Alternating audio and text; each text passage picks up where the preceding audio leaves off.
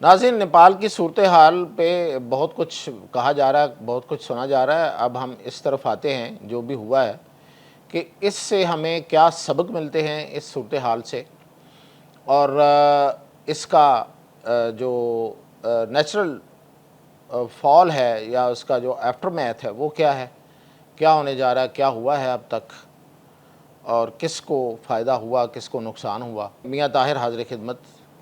تو سب سے پہلے تو یہ ہے کہ کہنے کو تو فائدہ نقصان جو ہے وہ نیپال کی رولنگ ایلیٹ کو ہوا ہے، اور ان کے ساتھ جو کچھ ہوا ہے اس کی مثال اب تک تو کہیں نہیں ملتی ہے، کہ جس طریقے سے ان کے گھروں میں جا کے آگ لگائی گئی، اور پھر آگ ہی نہیں لگائی گئی، ان لوگوں کو اس طرح سے تشدد کا نشانہ بنایا گیا کہ شاید اتنے ایلیٹ، ایسی ایلیٹ کو دنیا میں کہیں شاید ہی کوئی ایسی مثال بنایا گیا ہو۔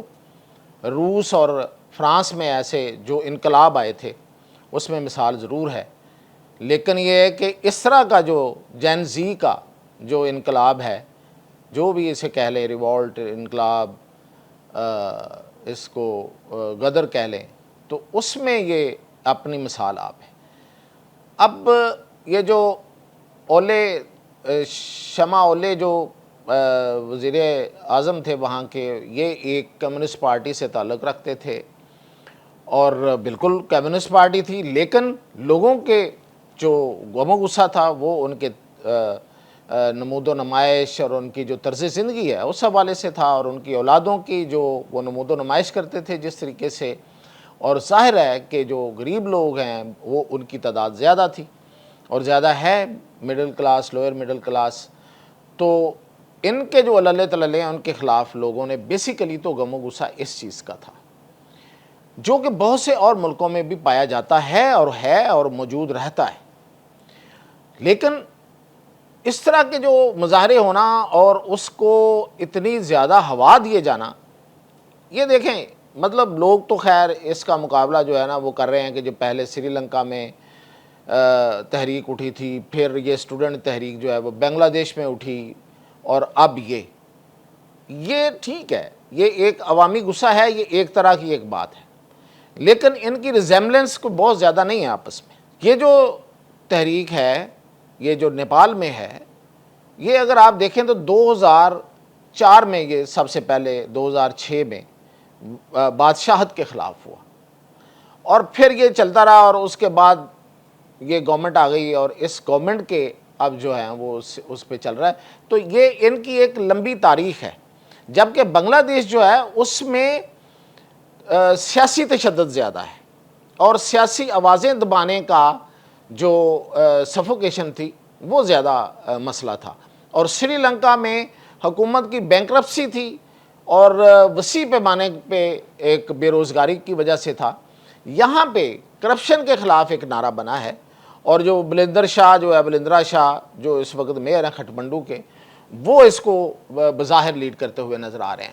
لیکن اب ان میں کچھ چیزیں ہمیں ڈھونڈنا ہوگی۔ پہلی بات تو یہ ہے کہ یہ اس قدر دنوں میں یہ معاملہ اٹھ کے سامنے آ جانا، اور پھر یہ کہ ہر چیز ملیاں میٹ ہو جانا، اور بظاہر ہمیں اس میں کوئی لیڈ کرتا ہوا نظر نہیں آ رہا، تو یہ جو غدر ہے، یہ کوئی انقلاب نہیں ہے، یہ غدر ہے۔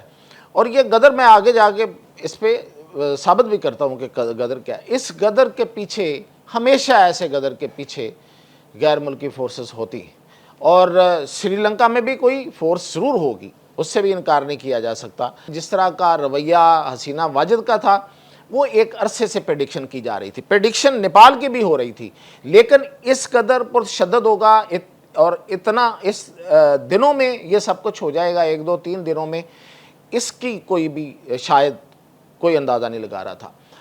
اچھا، اب یہ جو جس طریقے سے یہ ہوا ہے، یہ کوئی عام سی بات نہیں ہے۔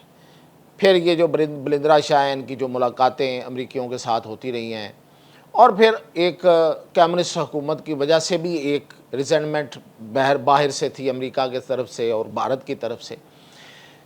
سب سے بڑی اہم بات یہ ہے کہ بھارت میں اس کو سیلیبریٹ کیا جا رہا ہے، خاص طور پہ بھارتی میڈیا اس پہ بہت خوش ہے، اور وہ نعرے لگا رہے ہیں، اور اس کو بہت بڑھا چڑھا کے پیش کر رہے ہیں۔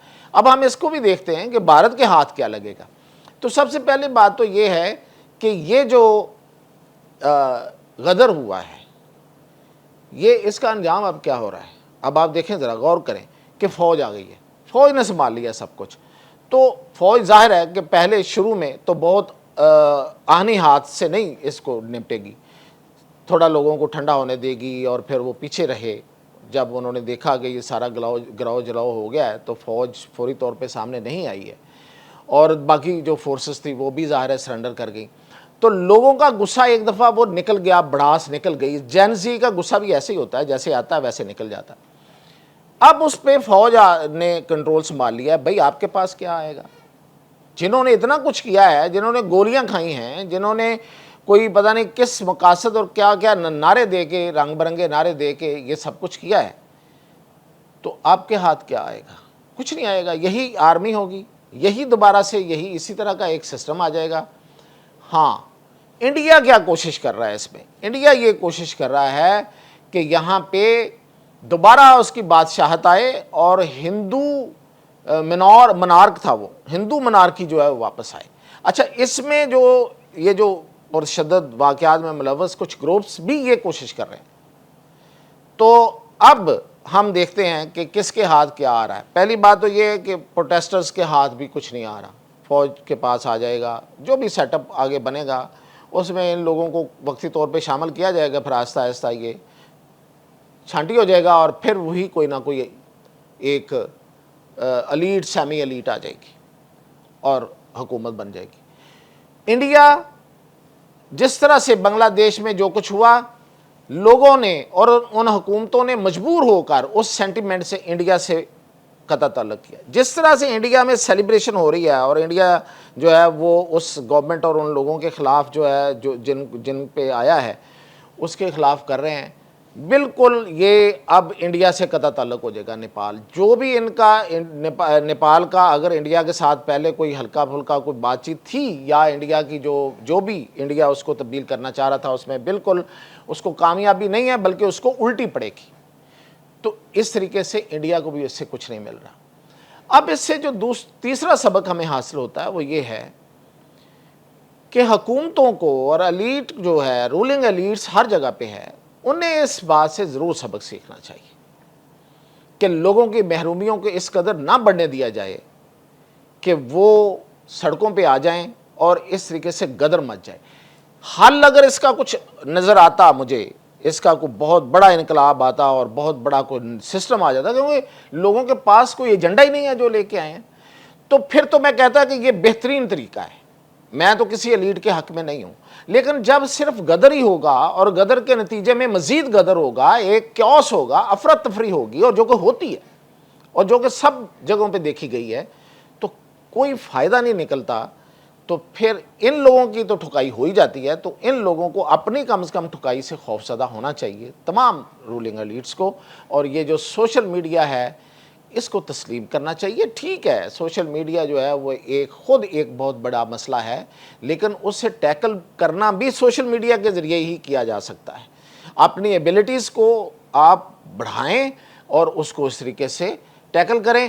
اس کو بند کرنا, لوگوں کی آواز کو بند کرنا, اور ڈسٹنس جو ہے, جو کلاس سسٹم ہے, جو لوگوں میں تفریق ہے, اس کو بڑھانا, یہ الٹیمیٹلی اسی کے پہ منتج ہوتا ہے. تو یہ تھے کچھ اب تک کے اس سے ملنے والے سبق, اور مزید جو اس پہ ہمیں جو باتیں حاصل ہوں گی جو ہم نکالیں گے وہ آپ سے شیئر کریں گے. اجازت دیجیے.